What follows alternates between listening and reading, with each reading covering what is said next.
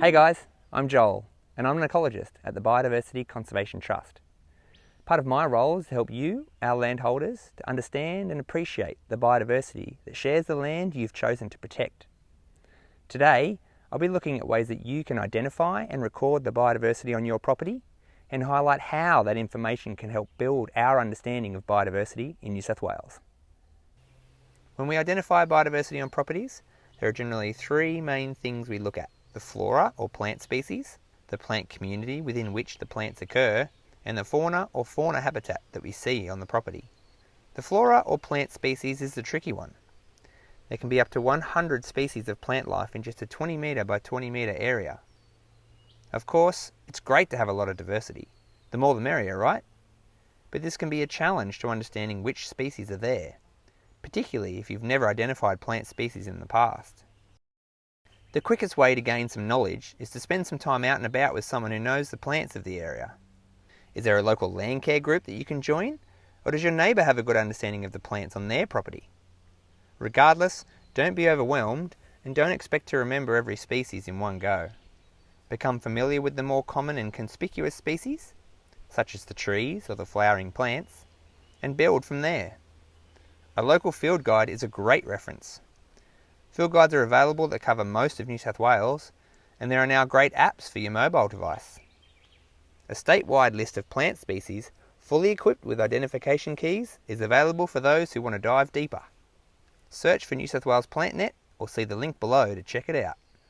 As you move around and familiarise yourself with the plants on your property, you may notice that some species naturally become more or less common. In fact, you may find that one area has a completely different suite of species to another. Together, we call the diversity of trees, shrubs and ground cover plants in an area a plant community. And you may have several different communities on your property. Many of the plant communities in New South Wales have been categorised and mapped, and you can register through the New South Wales Government's Bionet to get a map of the plant communities in your area and a list of the common species that occur within them. Follow the link below to guide you through the process.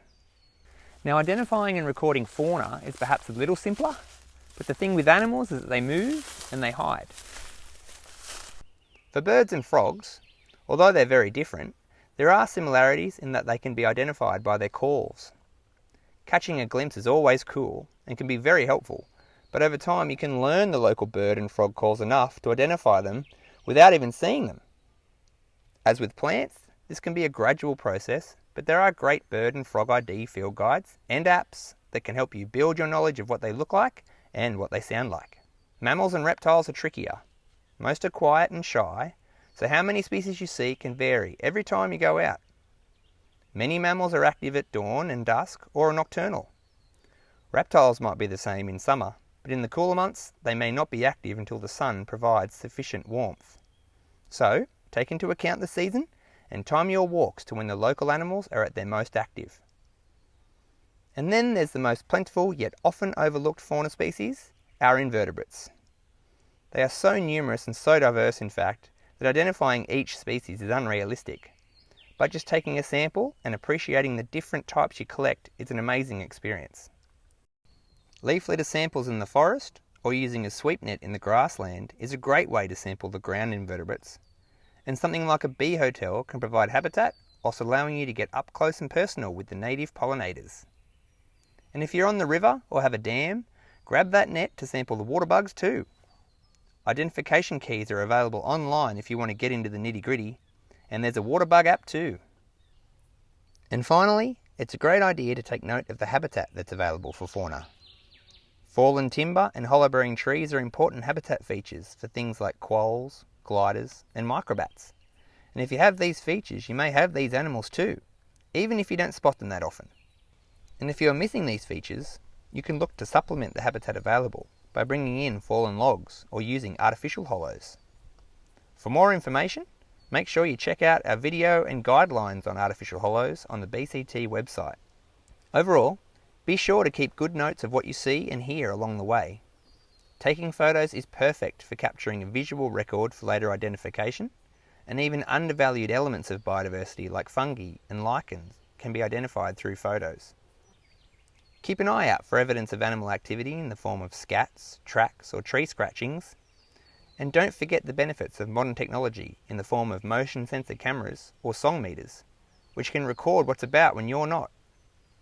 Try setting up cameras near water points or large hollow logs, or even pointing at a tree that has lots of scratches or a large hollow in it. Bait traps can also be used to attract animals to cameras so you can get a happy snap. Field guides are your friend for all forms of biodiversity, but there are also a stack of social media ID groups that can assist as well.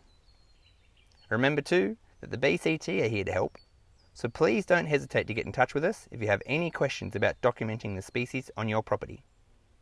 Well, there you have it, guys. Just a glimpse of the ways that you can better understand and appreciate the biodiversity that shares your property. Adding to the species list at your place can be immensely satisfying, but it's also incredibly valuable for us to increase our knowledge of where species occur.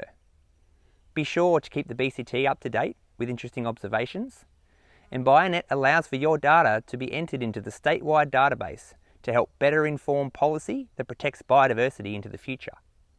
That's it from me, guys. Now get out there, survey away, and have fun. Thanks for watching.